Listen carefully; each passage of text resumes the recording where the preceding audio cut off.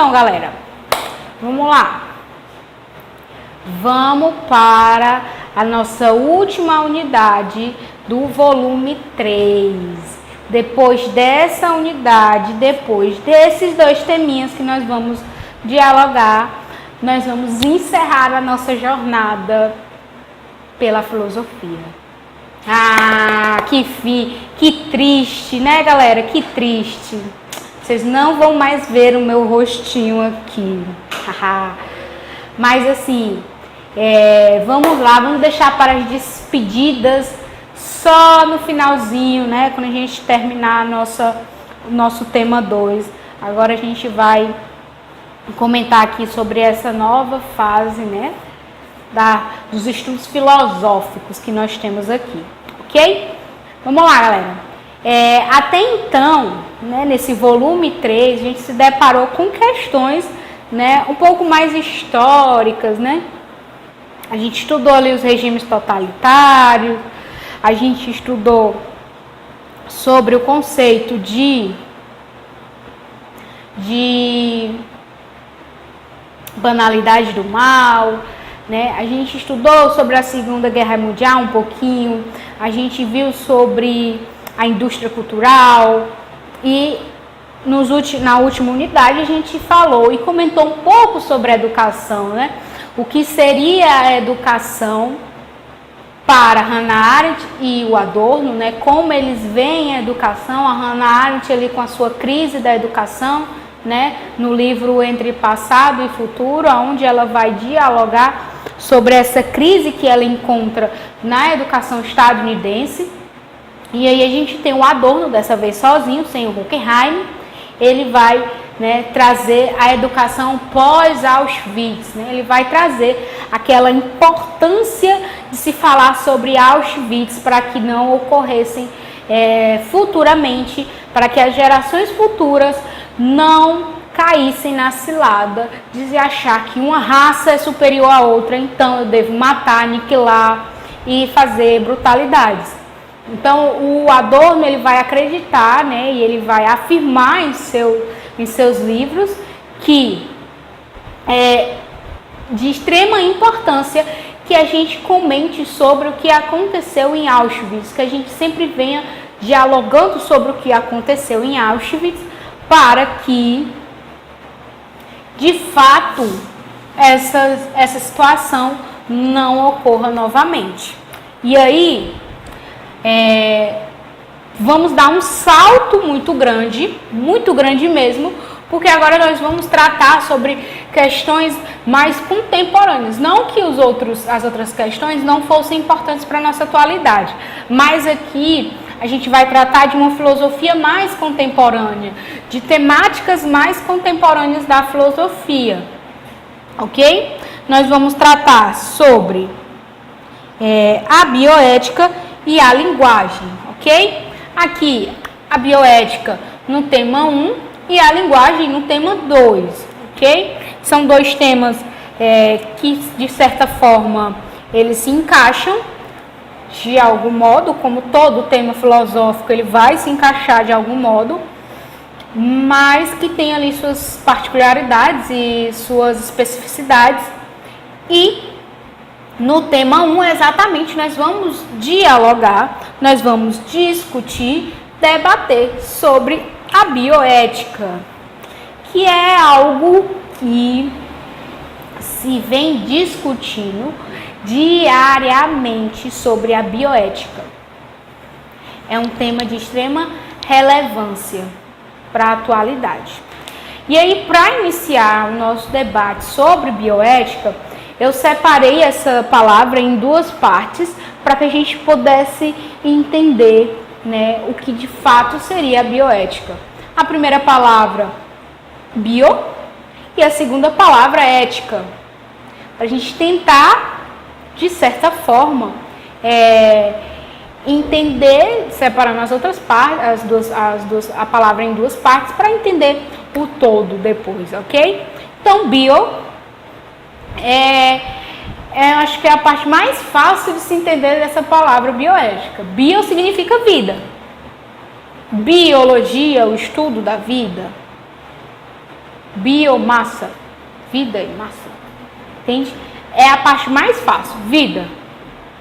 Então a gente já tem uma ideia de que durante nossa discussão dessa aula nós vamos dialogar um pouco sobre a vida. Mas vamos dar uma lidinha aqui no que o dicionário vai trazer, né? O que o dicionário vai comentar sobre essas questões, sobre o que seria bio para o nosso querido dicionário.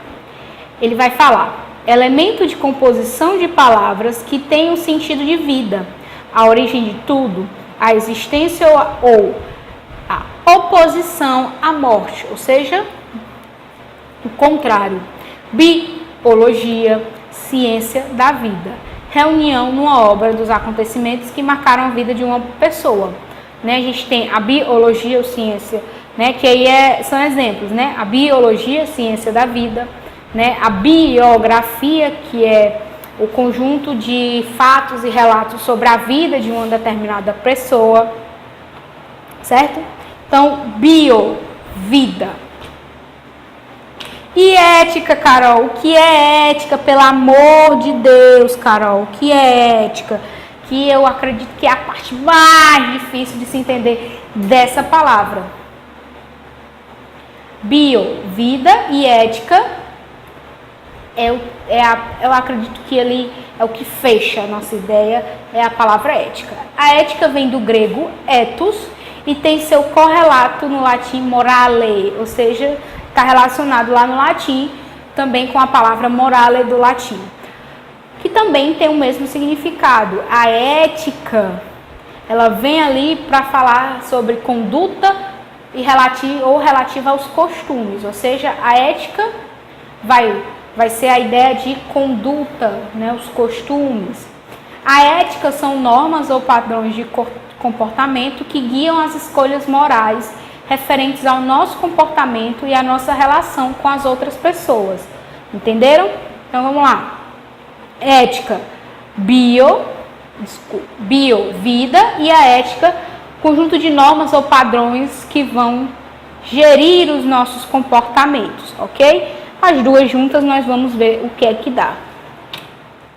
Então, o que é bioética? Seriam essas normas e esses costumes que vão gerir a vida, né? Está relacionada à ciência e à tecnologia, né? Está relacionada a essa ideia de até onde a ciência e a tecnologia pode ir, né? São questionamentos sobre determinadas atitudes, né, que a ciência tem. Por exemplo, a gente vai ver que a eutanásia, células-tronco, né, esses debates sobre essas questões, sobre a clonagem, os transgêneros. Então, tudo isso são questionamentos que a bioética vai fazer, né? Bio, vida. E aí ele entra a questão da ciência, da tecnologia. E aí, vamos lá. Você pode nunca ter ouvido falar de bioética, mas é provável que já tenham tomado conhecimento de alguns dos temas que fazem parte dessa área. Aborto, eutanásia, clonagem, células-tronco. Também já deve ter pensado sobre como a tecnologia, a alimentação e os medicamentos podem afetar o corpo de uma pessoa, positiva ou negativamente.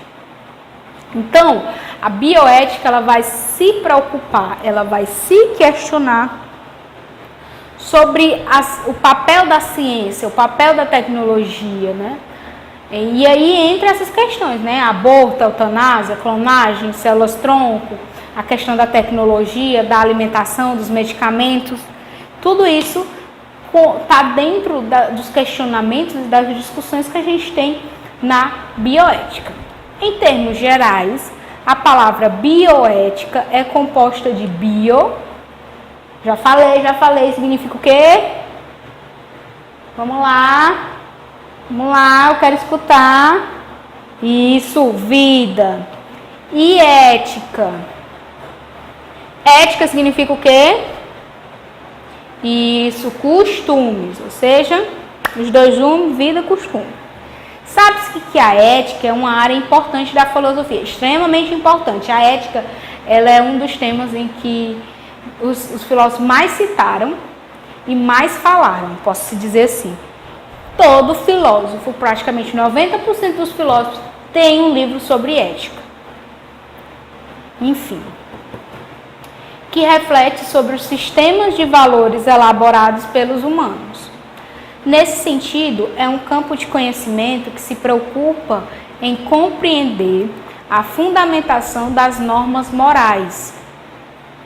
A bioética, portanto, busca explicitar os pressupostos que sustentam as práticas relativas à vida, daí sua forte conexão, por exemplo, com a medicina.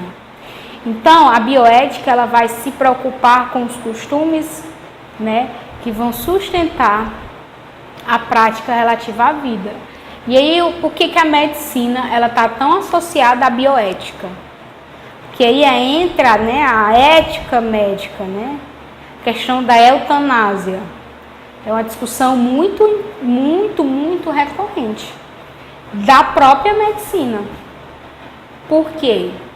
A eutanásia seria aquela ideia, né, de matar ou desligar os aparelhos, né, de uma pessoa que está ali em momentos terminais, que não vai mais acordar, ou uma pessoa que está assim prestes a morrer mesmo, não tem mais condição de vida, e aí toma algo, né, para morrer, enfim. Todas essas questões, todas essas discussões são discussões feitas na bioética, certo? E aí a gente vai ver posteriormente que existem outras discussões, outros diálogos, né, que, por exemplo, o aborto. O aborto é uma das discussões da bioética que mais a gente encontra na atualidade. É a questão do aborto. A clonagem, né, que se tinha a ideia, né, que o ser humano, quando ele fosse clonar, ele queria ser Deus, né, queria criar outro ser humano. E só quem pode criar, né, segundo a religião e as questões, outras pessoas, seria Deus. E aí vem essas questões, né, a parte moral, né, até onde vai a ciência, até onde ela pode caminhar, sem ferir moral, costumes, regras, né? E aí é que entra. E aí vamos lá. As discussões sobre bioética podem perpassar muitas esferas do conhecimento, tais como a política, a cultura, o sistema jurídico, quando se reflete sobre o que é proibido ou o que deveria ser, ou ainda em que situações deveria ser proibido e em que situações não. E a quem caberia essa decisão? Ou seja, a bioética, ela também entra no campo jurídico. Por quê? Ela vai refletir sobre essas questões do que é proibido ou do que pode ser, né, do que pode acontecer, do que não pode acontecer, das decisões que as pessoas deveriam tomar ou não tomar. A bioética também se preocupa com isso, né, com o certo e o errado, com o que se deve ou não fazer, tanto para interromper uma gravidez quanto uma vida. O aborto e a eutanásia são assuntos que quase sempre geram algum desconforto, porque estamos falando de vida. Então, tudo que envolva vida e até de certa forma a morte são questões delicadas a serem discutidas. Pois se percebe-se de imediato que trata-se de algo muito delicado, como eu já falei. A vida, quando a gente se questiona sobre a vida, quando a gente tenta entender a vida, se torna uma questão muito pessoal e delicada. né? No caso da eutanásia, é algo bem íntimo, mas que envolve também questões sociais. O aborto também envolve, algo íntimo, mas que também envolve questões sociais. Questões a serem discutidas. Também devem ter um lado íntimo, né? Um lado delicado, que envolve sentimentos e experiências profundamente íntimas, como eu falei. O aborto, enfim, é algo bem íntimo, bem delicado, bem profundo. A eutanásia nem se fala. Tanto para a pessoa que pensa em fazer, como para os familiares. E até mesmo para o próprio médico. E aí são questões que entram no campo jurídico e político. Porque muitas das vezes, em algumas situações, o direito ele tem que intervir com leis para decidir se aquela atitude pode ou não pode. Alguns países o aborto é legalizado. A eutanásia é legalizada. Tá vendo o campo jurídico aí dentro da bioética? Nesse país eles chegaram à conclusão de que poderia sim acontecer. Outros países chegaram à discussão de que não poderia acontecer. Que isso não deve acontecer. É algo... são questões muito delicadas e que se devem tomar muito cuidado na hora de se discutir, se decidir sobre essas questões.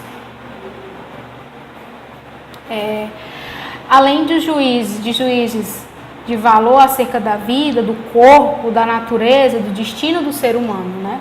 Porque quando a gente fala de aborto e eutanásia aqui, a gente está falando, né, do destino de um ser humano, do aborto, seja da mulher que esteja falando, seja do feto que está saindo ali, né? Da eutanásia é o destino da vida, seja de quem está fazendo a eutanásia, quem está aplicando ali o produto na pessoa, e até mesmo da família que não vai ter mais contato com aquela pessoa, né? São questões a serem discutidas intimamente. As polêmicas não são relativas apenas aos seres humanos, uma vez que também podem referir-se, por exemplo, aos direitos dos animais. E aí a gente entra muito, vou terminar aqui para a gente dialogar sobre essa questão que foi bem atual, né? Investigando como determinadas práticas culturais humanas condenam milhares de espécies à condição bastante cruéis de criação e abate. E aí, quando a gente também fala não só dos seres humanos e entra também aqui no direito dos animais, a gente lembra, não sei se vocês lembram do caso dos beagles, né? Aqueles cachorrinhos lindos, maravilhosos, que estavam sendo usados para serem, né, para usarem de testagem de alguns remédios farmacêuticos.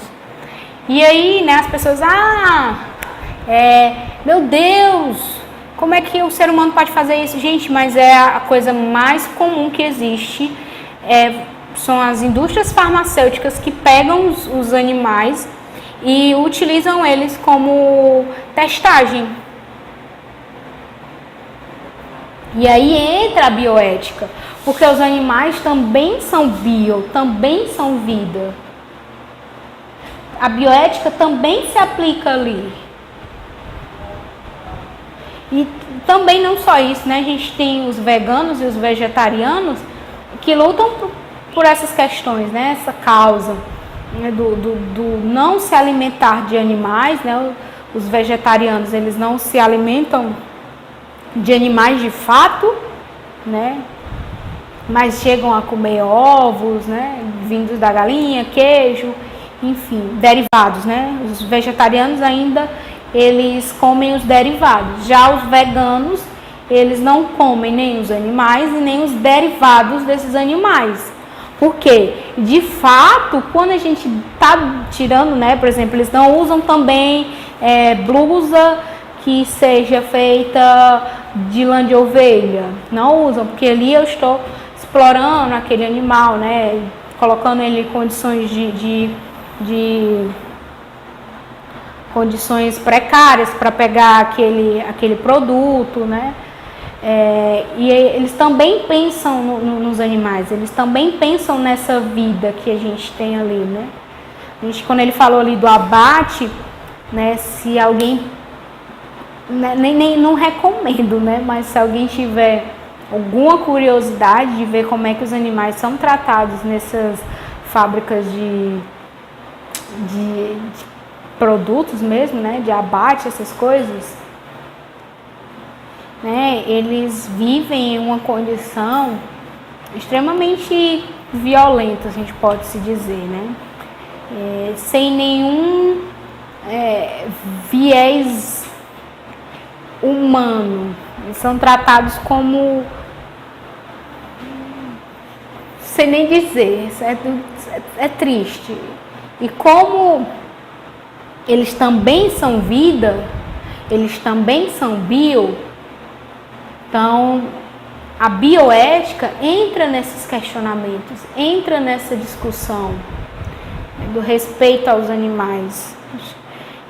Quando a gente pensa, se a gente for pensar em mundo, a gente também tem que respeitar os animais, a gente também tem que respeitar a natureza, porque nós vivemos em conjunto.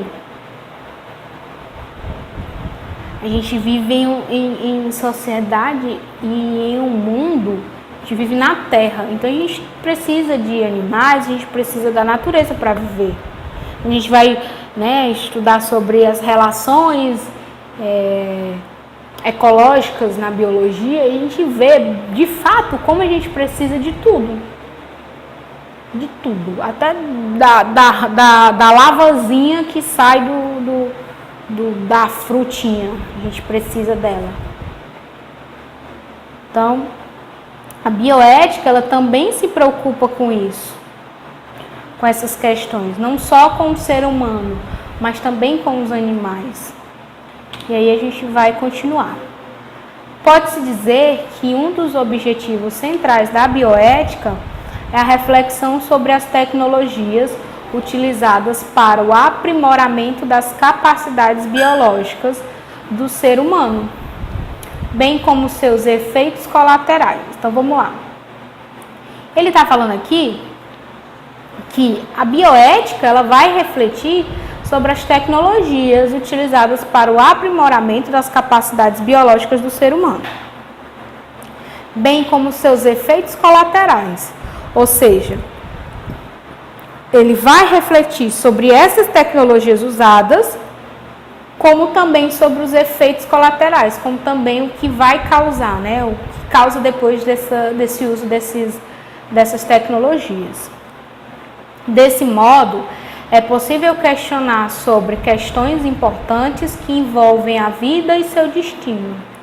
Isso está presente em coisas tão simples e cotidianas como no modo como as pessoas se alimentam, nos medicamentos que julgam ser úteis ou necessários, em como utilizam o seu tempo e o que valorizam em sua vida. Ou seja, por exemplo, a bioética, ela também vai se perguntar e se questionar sobre os alimentos, sobre o que a gente come, sobre a questão dos transgêneros, né? O que são transgêneros, Carol? Transgêneros são alimentos modificados. Um ovo que nasce a gente compra um tomate bem grandão, né? Aquele tomate bem vermelho. Aquele tomate bem vermelho e bem grandão, bem grandão, ele foi geneticamente modificado para custar mais caro ou para que aquela plantação fosse melhor. Então, esses alimentos que usam esses produtos, A bioética se pergunta se é legal ou não porque esses produtos fazem mal. Esses alimentos que são geneticamente transformados, né, que são os monstros da alimentação, eles também fazem mal. E mal mesmo, sim, à nossa saúde. Quando se pensaram nos transgêneros, né, pensou-se muito, né, na época de que poderia matar a fome das pessoas porque são alimentos grandes, enfim. Mas de fato não foi isso que aconteceu, né? Existem casos, N casos de pessoas, né, que começaram a se alimentar muito desses transgêneros. Vocês podem pesquisar aí. Depois eu posso trazer aqui para vocês, no finalzinho da aula, alguns exemplos de pessoas que se alimentaram desses transgêneros e depois aconteceram alguns casos, né, de nenéns que nasceram, né, de mães que se alimentaram desses alimentos e que nasceram com algum problema. Mas assim, gente, calma. Foram casos assim esporádicos e que realmente, de fato, essa pessoa começou a se alimentar diariamente de produtos transgêneros. Elas só se alimentavam desse produto. Foi uma região dos Estados Unidos que aconteceu isso, né? Não que você hoje vai comer um produto transgênico, engravida, no outro dia o bebê vai nascer com algum problema, não. Isso aí aconteceu porque a pessoa, e isso foi há muito tempo atrás, quando se iniciou a questão dos transgêneros. Hoje em dia já está, existe, por conta da bioética e de toda essa discussão, existe o nível que as pessoas usam para esses alimentos e tudo mais. Hoje em dia também existem os alimentos orgânicos, né, que são alimentos que são livres de qualquer produto transgênero e também livre de inseticidas e tudo mais, né? E não só isso, né, questão dos alimentos, mas também os medicamentos que a gente usa, né? Tem muita gente que, tô com uma dorzinha de cabeça, eu vou ali, tomo um remédiozinho, vou na farmácia, peço um remédiozinho. E a bioética, ela vai se preocupar também com essa facilidade que as pessoas têm, né, de acessar a esses remédios, essa facilidade que as pessoas têm de conseguir um remédiozinho para dor de cabeça, que acaba gerando outras consequências, né? E o que ela se preocupa, assim, de mais importante, né? Qual é o primordial da bioética, que é a valorização da vida. Então, todos esses questionamentos que a bioética vai fazer, todas essas questões que ela vai trazer, nada mais é do que questões sobre essa valorização da vida, sobre o porquê que nós temos que valorizar, né, a nossa vida. Não só a nossa vida, mas como também a vida dos animaizinhos, né, como a nossa apostila trouxe. E aí vamos lá, Mas Carol, quando surgiu e o porquê, né, a gente já entendeu o porquê dessa discussão sobre a bioética, o que é a bioética e o que ela discute. Mas quando foi que surgiu a bioética? Né? Quando foi que eles pensaram sobre essa discussão? Né? Eles trouxeram essa discussão. Vamos lá. Como foi dito, as origens da bioética situam-se nos anos 70, estimulada pelo relatório Belmont, da Comissão Nacional para a Proteção dos Direitos Humanos da Pesquisa Biomédica e Comportamental, certo? Foi publicado em 1978, ou seja, foi um artigo que ele chama de relatório, mas é mais ou menos parecido, que ele, né, onde as pessoas começaram a se questionar e começaram a conversar, a redigir textos sobre essas questões, né? Foi publicado em 78. E aí esse relatório refletiu as preocupações com o controle das pesquisas em seres humanos e foi feito em consequência de 3 casos que mobilizaram a opinião pública, certo? Ou seja, eles se perguntaram, né, sobre essas pesquisas que foram feitas nesses seres humanos, né, e que aconteceu algo péssimo com eles, que aí foi parar na mídia, e aí começaram a se perguntar sobre até onde a ciência poderia ir.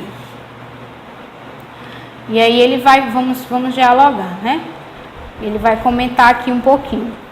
Como reação a esses escândalos, formou-se a comissão já mencionada, que tinha como objetivo identificar os princípios éticos que deveriam nortear as pesquisas das ciências médicas, né?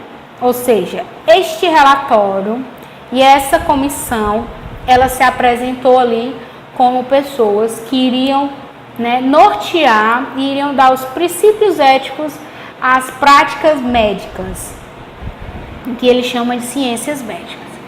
E aí o relatório indica que existem 3 princípios éticos mais globais que deveriam prover as bases sobre as quais formular, criticar e interpretar algumas regras específicas. Ou seja, aí vem, né, a ideia de que as pessoas precisam formular, criticar e interpretar essas regras específicas, né,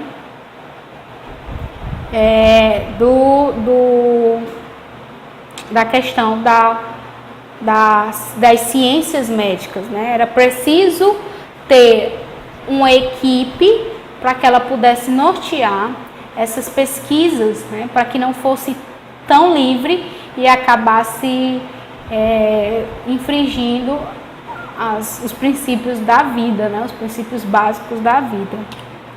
E aí são eles, né? Quais são os princípios?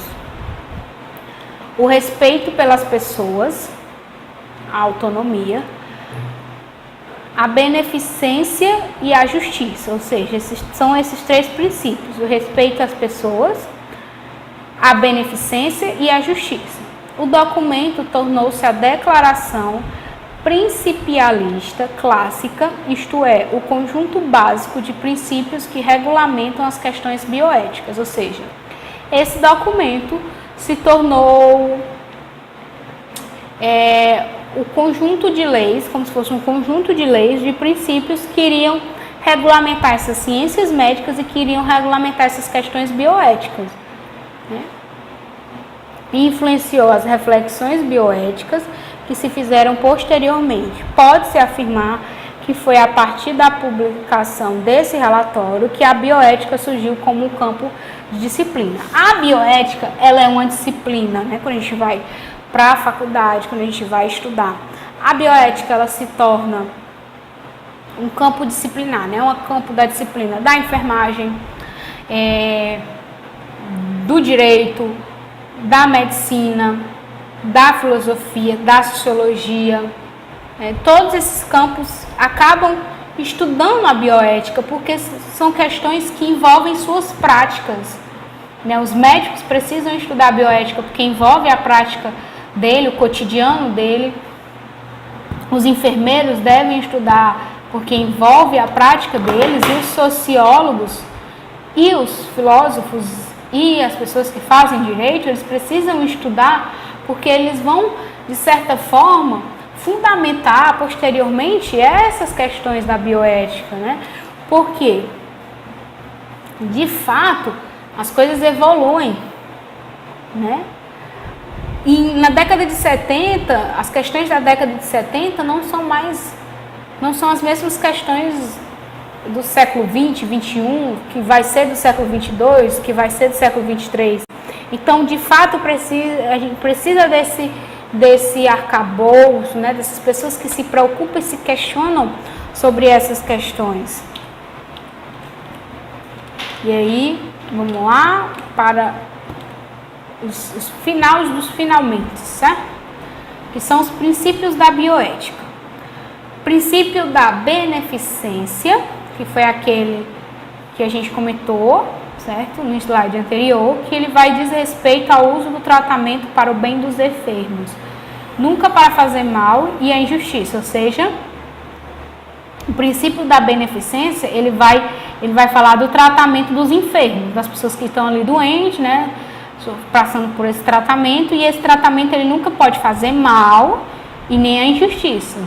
O objetivo é oferecer os maiores benefícios possíveis, atendendo aos interesses legítimos do indivíduo e evitando danos. Ou seja, esse tratamento ele tem que ser pensando nos maiores benefícios possíveis, ele tem que atender os interesses legítimos do enfermo, né, do indivíduo, e tem que evitar os danos, os maiores danos possíveis.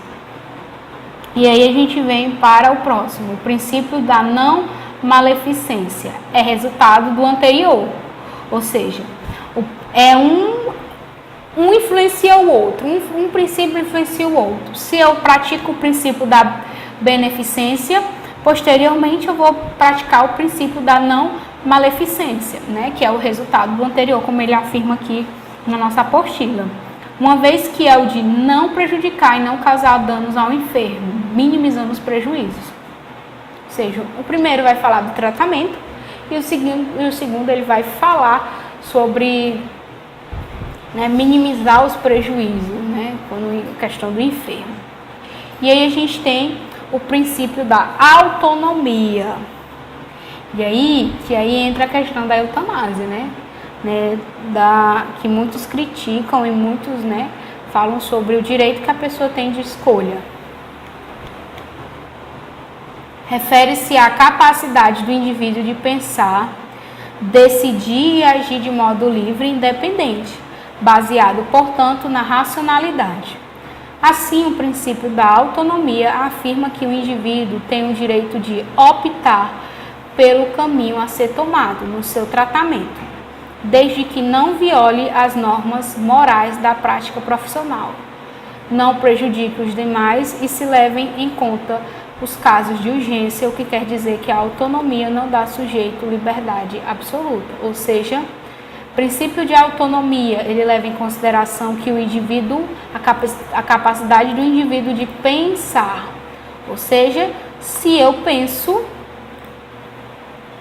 eu tenho a capacidade de escolha. E é com esse princípio de autonomia que algumas pessoas legitimam a eutanásia. Certo?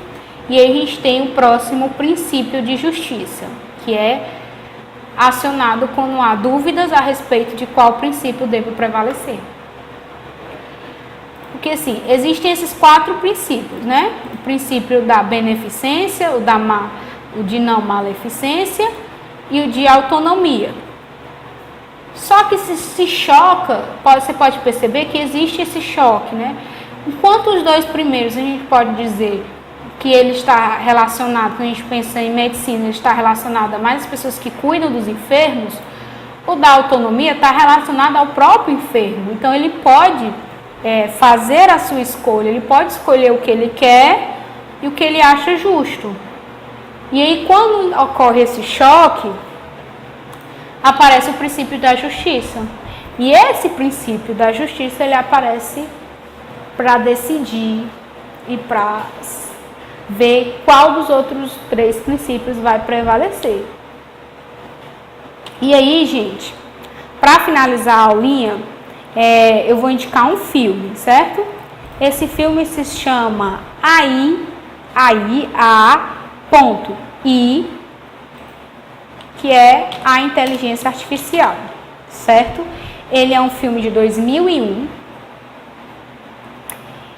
ele que vai falar sobre